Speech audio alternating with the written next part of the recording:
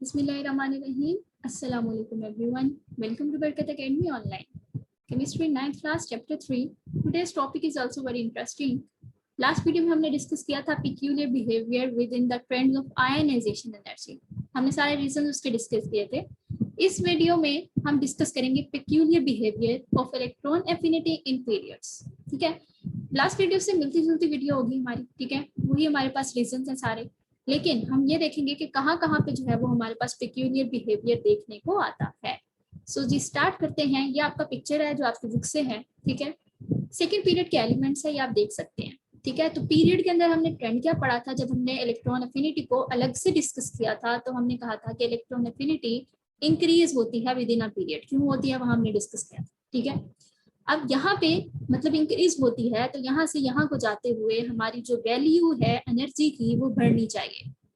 ठीक है, एक बात ध्यान में रखिएगा, ये जो नेगेटिव और पॉजिटिव के साइन है इनका काम एक्सो और एंडो होता है. क्या होता है एक्सो एंडो, ये भी हमने पढ़ा था कि अगर एनर्जी निकल रही है तो उसे हम एक्सो कहते हैं, एक्सोथर्मिक प्रोसेस, जिसके लिए हम नेगेटिव का साइन जो है वो यूज करते हैं, और पॉजिटिव एंडोथर्मिक को शो करता है, जिसका मतलब है कि कोई चीज अंदर जा रही है, ऐड हो रही है एटम में. ओके, तो ये जो साइंस है इसके साथ काइंडली इसको कंफ्यूज मत कीजिएगा कि माइनस की वैल्यू है तो माइनस जितना बड़ा होता है उतना छोटी वैल्यू होती है. सो इसके साथ हमने कंफ्यूज नहीं करना, हम नंबर्स को लेके चलेंगे. साइंस का हमें समझ आ गया कि साइंस सिर्फ ये बता रहे हैं कि ये एनर्जी जा रही है बाहर या आ रही है. हमने पढ़ा था कि जो हमारे पास इलेक्ट्रॉन एफिनिटी होती है वो एक्सोथर्मिक होती है, लेकिन हमेशा नहीं.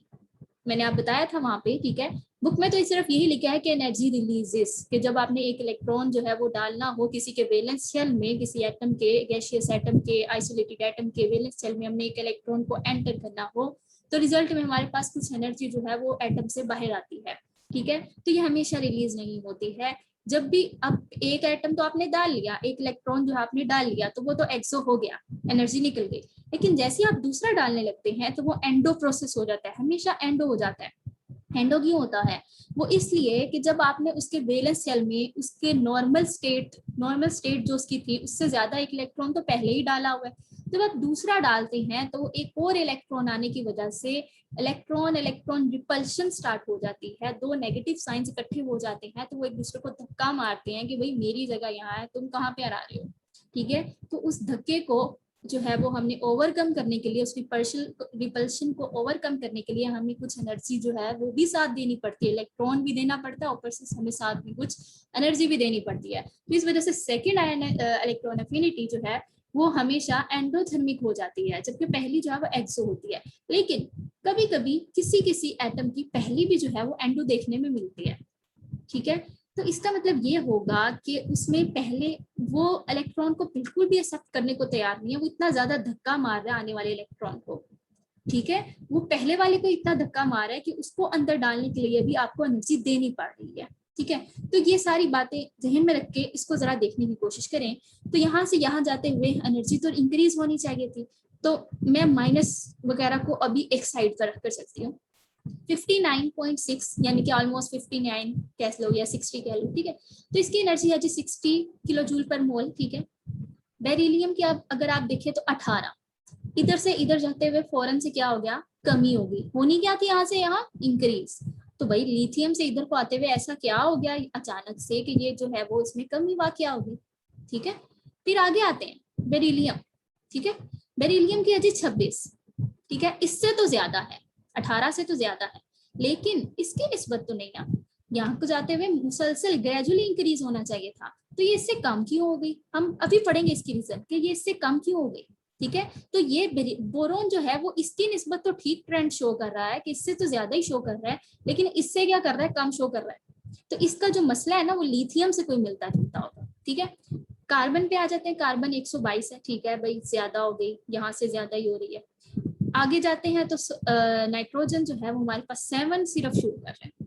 ठीक है, फिर ऑक्सीजन की ठीक है, मतलब 122 के बाद यहाँ कुछ होना चाहिए था, 100 समथिंग होना चाहिए था, लेकिन ये सही है आगे 141, और ये आगे आप देख सकते हैं. नियन की जो है वो हमारे पास नोबल गैसेस की 0 होती है, क्योंकि वो इलेक्ट्रॉन को जो है वो एक्सेप्ट नहीं करती. ठीक है, आसानी से तो बिल्कुल नहीं करेंगे. ठीक है, चलिए अब हम पढ़ेंगे इसकी जो है वो रीजंस क्या होती हैं. ठीक है, तो सबसे पहली बात वही अगेन स्टेबिलिटी। इलेक्ट्रॉन एटम जो है इलेक्ट्रॉन का लेना देना क्यों करेगा, स्टेबिलिटी की वजह से करेगा। ठीक है, तो जिसकी इलेक्ट्रॉन एफिनिटी ज्यादा होती जा रही है, जिसमें ज्यादा एनर्जी डालनी पड़ रही है, ठीक है, तो इसका मतलब ये है कि इसमें जिसमें से ज्यादा एनर्जी जो है वो बाहर निकल रही है, उसका मतलब ये है यहाँ पर कि वो एटम जो है वो बहुत ज्यादा अनस्टेबल है, वो फौरन से इलेक्ट्रॉन को एक्सेप्ट करना चाह रहा है और जवाब में बहुत ज्यादा अपना नुकसान भी कर रहा है, बहुत ज्यादा एनर्जी निकाल भी रहा है। आई होप कुछ समझ में आ रहा है। ठीक है, देखिए क्या मतलब है, ये इसकी जो है वो इलेक्ट्रॉन एफिनिटी बहुत कम है, ठीक है, और इसकी इलेक्ट्रॉन एफिनिटी बहुत ज्यादा है। इसकी इलेक्ट्रॉन एफिनिटी बहुत कम है, इसमें मैंने जब इलेक्ट्रॉन को एंटर किया तो इसने जो है वो थोड़ी सी बस एनर्जी निकाली अपना बहुत ज्यादा नुकसान नहीं किया। ठीक है, तो इसमें क्या किया, जबरदस्ती जो है वो हमने इलेक्ट्रॉन को डाला है, हमें जवाब में बहुत थोड़ी सी एनर्जी मिल रही है। और हमने लास्ट वीडियो में डिस्कस किया था कि जब आप थोड़ी एनर्जी बाहर निकालते हैं तो ज्यादा एनर्जी इसका मतलब है आपके अंदर ही मौजूद है। ठीक है, तो अगर आपके अंदर ज्यादा एनर्जी मौजूद है तो इसका मतलब क्या होता है कि आप अनस्टेबल हैं, जितनी एनर्जी आपके पास ज्यादा है आप उतने ही अनस्टेबल होते हैं। तो ये ऐसे एटॉमिक स्टेट में फिर भी कुछ बेहतर था, तो जब आपने इसमें एक जो है वो नेगेटिव साइन मजीद डाल दिया तो जब ये लिथियम का एनाइन बन जाएगा तो ये जो है वो पहले की निस्बत अपने एटम की निस्बत क्या हो जाएगा, अनस्टेबल हो जाएगा। तो इसकी जो इलेक्ट्रॉन एफिनिटी है, इलेक्ट्रॉन को हासिल करने की टेंडेंसी है, वो क्या है, बहुत कम है। इसकी इलेक्ट्रॉन एफिनिटी भी कम है, वो जो एबिलिटी है इसकी इलेक्ट्रॉन हासिल करने की वो भी कम है, और इसी वजह से जो वो एनर्जी निकाल रहा है वो भी कम निकाल रहा है। तो आपको ये रिलेशन बेसिकली मैं समझाने की कोशिश कर रही हूँ कि जिसकी जो है वो इलेक्ट्रॉन हासिल करने की जो है वो टेंडेंसी कम होगी, जिसका इलेक्ट्रॉन हासिल करने का मन नहीं होगा, उसमें क्या होगा कि वो इलेक्ट्रॉन को हासिल करेगा मजबूरी के तहत, और फिर वो कहेगा कि भाई जबरदस्ती मेरे में घुसाया तो मैं कि तुम्हें कुछ दूं। ठीक है, तो उसमें से एनर्जी भी थोड़ी कम बाहर निकलती है, और वो एनर्जी चूंकि कम रिलीज करता है तो जो इसका मतलब है कि इसने कम एनर्जी जो है वो रिलीज करके एक नई चीज बन गई, एनाइन बन गया, तो वो जो एनाइन बना उसमें एनर्जी बहुत ज्यादा है, वो अनस्टेबल है। आई होप को समझ में आया। ठीक है, इसी तरह से अगर मैं इधर की बात करूं तो इसमें जो है वो इलेक्ट्रॉन एफिनिटी जो है वो बहुत ज्यादा है इसकी। ठीक है, इलेक्ट्रॉन एफिनिटी ज्यादा है मतलब इलेक्ट्रॉन हासिल करने की टेंडेंसी इसकी बहुत ज्यादा है। ठीक है, यही मतलब है ना इसका।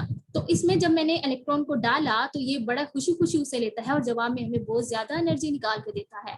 इसका मतलब ये है कि एनर्जी निकालने के बाद जो हमारा नेक्स्ट प्रोडक्ट बनता है दैट इज फ्लोराइड आयन या F नेगेटिव वाला एन आयन जो बनता है हमारे पास, वो बहुत ज्यादा स्टेबल होता है, उसमें बहुत कम एनर्जी बाकी रह जाती है। जिसकी एनर्जी कम रह जाती है वो जो है वो ज्यादा स्टेबल होता है।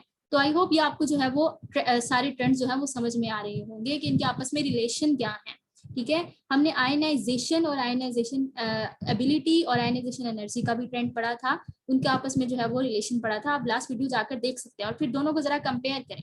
ठीक है, तो ये आप कुछ पहले पॉइंट्स हम देखते हैं कि stability of an atom is inversely proportional to the electron affinity. ठीक है, ये सारी बातें मैंने एक्सप्लेन की है।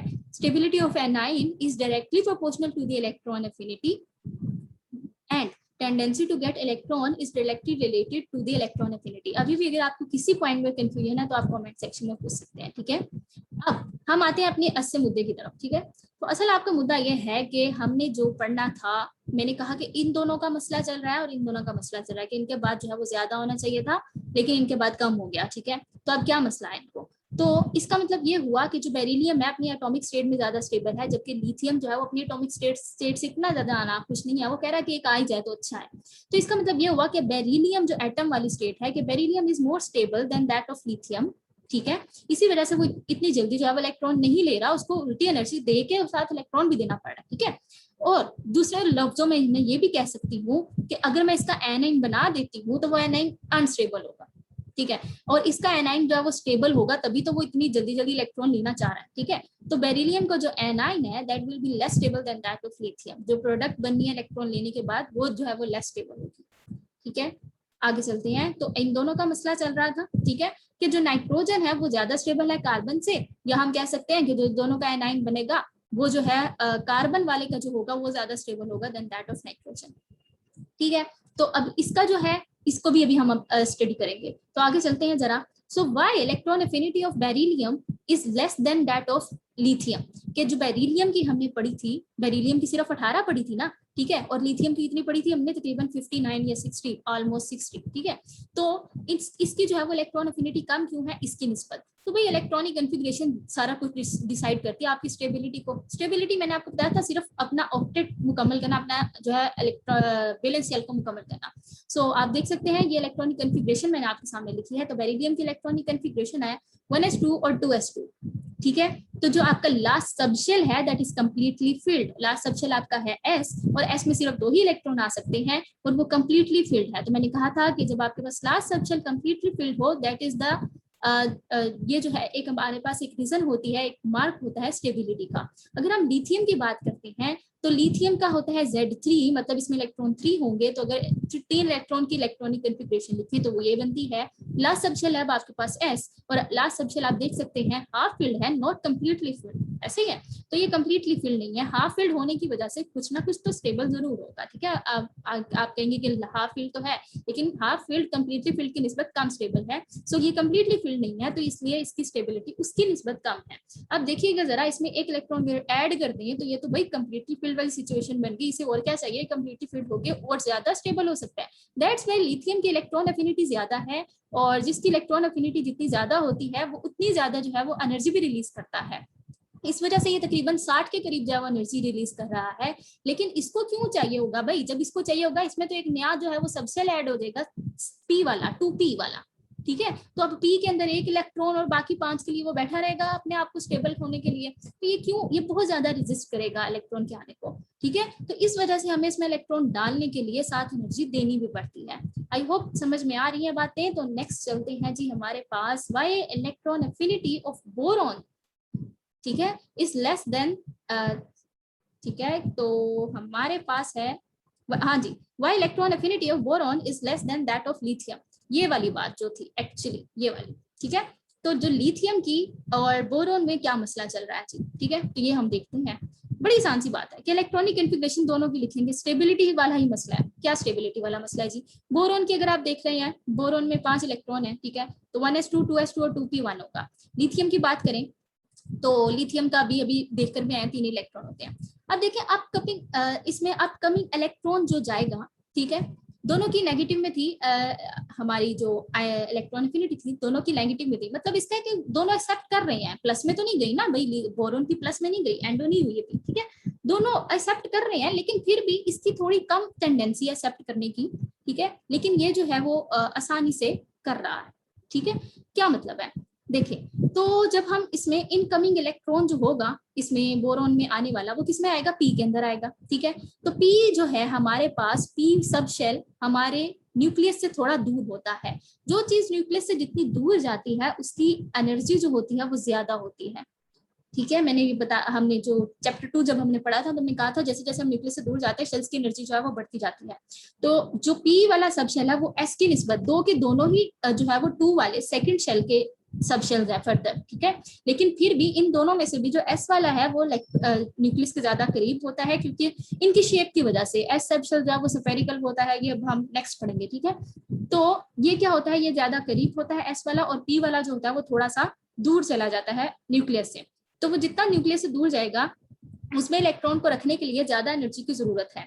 तो एनर्जी जो है वो फिर एटम के अंदर रहेगी, ना कि ज्यादा बाहर निकलेगी, ठीक है। तो अगर आपके अंदर ज्यादा एनर्जी है तो इसका मतलब है आप थोड़े से लेस स्टेबल है, ठीक है। तो इसी तरह से इलेक्ट्रॉन एफिनिटी और इसकी इलेक्ट्रॉनिक कॉन्फ़िगरेशन हमने इसकी देखी। तो अगर इसकी इलेक्ट्रॉन एफिनिटी को हम जज करें तो क्या होगा जी, इसमें आने वाला इलेक्ट्रॉन तो भाई एस में आने वाला है, और एस में आएगा तो क्या होगा जी, वो हमारे न्यूक्लियस के ज्यादा करीब है। तो न्यूक्लियस के जितना हम करीब होते हैं उतनी हमारी एनर्जी कम होती है, जैसे जैसे दूर जाते हैं उतनी एनर्जी जो है वो ज्यादा होती जाती है। तो आई होप ये भी वजह आपको समझ में आ गई कि जिस तरह हम दूर जाते हैं हमारी एनर्जी जो है बढ़ती जाती है। अब पी सबशेल में इलेक्ट्रॉन को रखने के लिए आपको एनर्जी जो है वो ज्यादा एटम के अंदर रिटेन करनी थी, ना कि बाहर निकालनी थी। और अगर आपके एटम में ज्यादा एनर्जी मौजूद है तो इसका मतलब है आप अनस्टेबल है। तो ये अनस्टेबल होना इतना ज्यादा पसंद नहीं करेगा कि मेरे पास एक और इलेक्ट्रॉन आए और मेरे पास ज्यादा एनर्जी हो और मैं जो हूँ वो थोड़ा अनस्टेबल हो जाऊँ। तो ये तो प्रेफर करेगा कि भाई मैं थोड़ी सी पिछली स्टेट में रहूँ जो कम एनर्जी वाली है, तो ज्यादा बेहतर है, ठीक है। तो आई होप समझ में आ रही है। नेक्स्ट हमारे पास जो लास्ट रह गया है कि why electron affinity of nitrogen is less than that of carbon. ठीक है। नाइट्रोजन की हमने पढ़ी थी 7+7 है ना, और कार्बन की जो है वो हमने तकरीबन 100 समथिंग पढ़ी थी। ठीक है, तो इन दोनों में ऐसा क्यों होता है? तो वही बात, इलेक्ट्रॉनिक कॉन्फ़िगरेशन स्टेबिलिटी, नाइट्रोजन का 7 होता है। ठीक है, तो ये आप देख सकते हैं हाफ फिल्ड पी सबशेल है। ये मैंने बातें लास्ट वीडियो में ज्यादा डिटेल में एक्सप्लेन कर देंगे, दैट्स व्हाई इतना ज्यादा हम डिटेल में नहीं जा रहे। तो कार्बन की अगर बात करते हैं तो कार्बन के 6 होते हैं इलेक्ट्रॉन और पी में आते हैं जो 2 इलेक्ट्रॉन। ठीक है, तो अब आप देख सकते हैं कि इसका पी सबशेल कंप्लीट जो है वो हाफ फिल्ड नहीं है।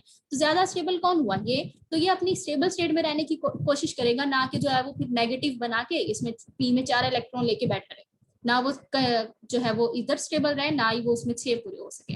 लेकिन जैसे ही इसको मिलता है ये तो 3 हो जाते हैं, ये तो हाफ फिल्ड हो जाएगा। तो कार्बन जो है वो ज्यादा जो है वो टेंडेंसी शो करेगा इलेक्ट्रॉन को लेने की, इसी वजह से ज्यादा एनर्जी जो है वो रिलीज करता है।